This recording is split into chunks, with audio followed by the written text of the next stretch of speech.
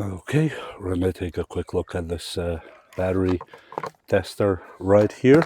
It's the BT310, if the cat leaves us alone. And well, let's check inside.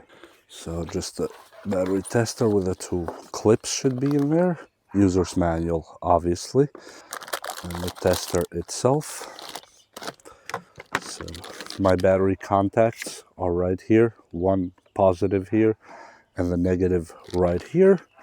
The car is off right now, and the normal test we're going to do from off, and then we're going to do underload and offload tests in a second. And this is the machine itself: state of health, state of charge, up and down arrows, okay, and back button. There's nothing else around it except for just the screen right here. Let me connect it and see what our battery. My battery is 760 cold crank amps, and it's an AGM battery. So we'll see what that does and what results we get. Just make sure positive goes to positive and negative goes to negative, and the machine comes on. So now let's just do a really quick test. It's a 12-volt battery, obviously. Fast test or standard test. Let me do a fast one, then standard. And we're going to increase to 760 for this battery because that's what it says on the label. And see if it produces at least half of that. 760. Yep, that's what it should be. Okay, and it's going to test. Voltage 12.19, rated 760, measured 631. I expected that. Internal resistance is a little bit high, I would say. 4.4 milliamps, that's high. Should usually be under 3, but it is what it is. State of health is 60% and state of charge 45%. Battery slightly inferior. I kind of know that. Now let me go with a standard test. Now here we're gonna do, this is AGM tablet. I don't know what that exactly means, but I'm gonna go with it and see what it does.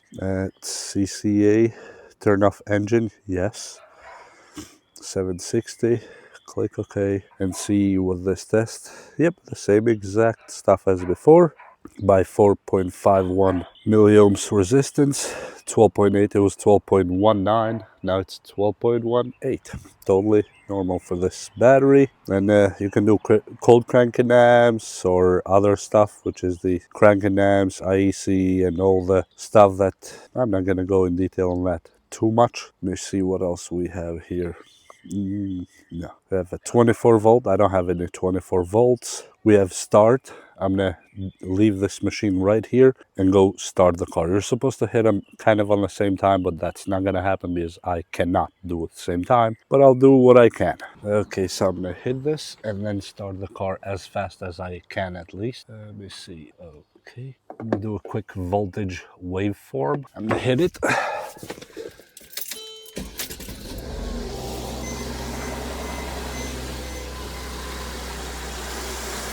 And as you see, that's the dip, and it shows you what the alternator is putting out. As you see, 14.8, and that is actually not bad. That is good. So it's going back up to normal, because don't forget, when you first crank the car, and literally this car hasn't been turned on in what, a week now, so that was pretty good. And you don't want this to be having too many oscillations. Let me see, or let me show you what happens if I turn off and on the AC and the lights. You'll see small slight differences.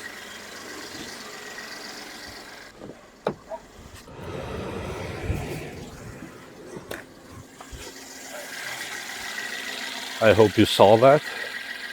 Those dips that it did when I turn on and off the lights, high beam and low beam. And that's it. And then you just hit escape from here. And then we're going to do a quick battery test. Fully charge the battery before testing and turn off high power appliances such as air conditioning. Yes, I have air conditioning turned off. Okay, please turn off the engine and then turn back on. Okay.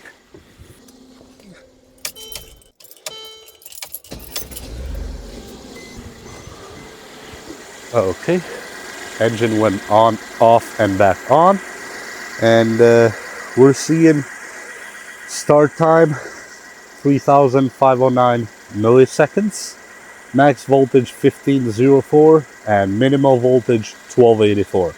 That's actually a pretty good indicator that it tells us that the battery and the alternator are doing their job. That when it says good right there, you are good. You're doing fine. Let me click OK, and well, now here we have the charge test. Please turn on the headlights for 3 seconds and then turn off. Keep engine speed above 2500. That means 2500 RPMs for 3 seconds. Then press OK to proceed with the test. Okay, let me turn the headlights on and keep the 3 second 2500.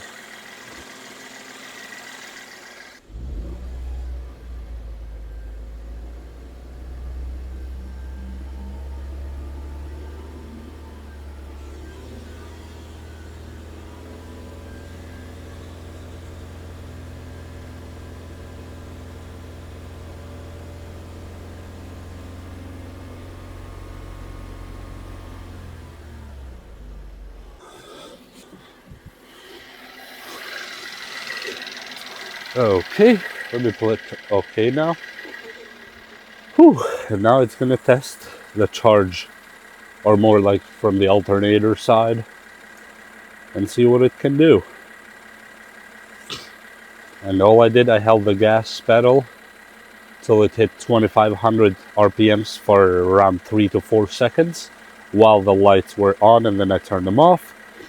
Unload voltage was 14.9. That's good. No load voltage 14.5, and ripple voltage only minus 0.3. That is actually excellent. That is excellent. Charging voltage normal, it says there on the thing too, as you see. So actually, this is good. That means the car is doing its job. That's what we want to see. And then we have the setup here that you can change language, you can change the beeper, and you can do tool self-test. You can go to about to check the version and all that. But first, let me turn off the engine real quick, because right now we don't need the engine on. And we're going to generate a report, or what's called here a result test. And here we have the results. Press OK. Should generate us a code. That's the cloud print that we have to scan with our phone and see the results on our phone. Okay, let me just do this real quick. Yep. And here we have the report that is generated from that code. So you can save the report on your phone if you want to. It shows you all the stuff that you need, and well, that's it. Internal, you can generate new code for new stuff, but basically that's what you're looking at. And besides that, well, there's nothing else I can show you except that it works exactly as advertised. You saw it yourself. Let me disconnect it before I close the hood with it in. And I'm gonna keep it with the car tools, that's for sure. It's actually a very good tool to know your battery status at any time. Really cool.